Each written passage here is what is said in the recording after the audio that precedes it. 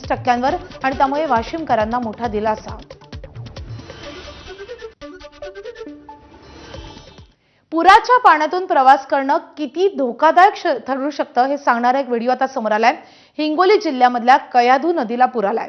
पुराच्या पाण्यातून जाणारा दुचाकीस्वार बचावलाय। दुचाकीवरून एका महिलेसोबत हा व्यक्ती जात होता, मात्र पाण्याचा वेग जास्त असल्याने दुचाकी वाहून जात होती। मात्र हे दोघे जण थोडक्यात बचावलेले आहेत। त्यामुळे पुराच्या पाण्यातून प्रवास करणं हे किती धोकादायक ठरू शकतं हे या व्हिडिओवरून स्पष्ट होतंय।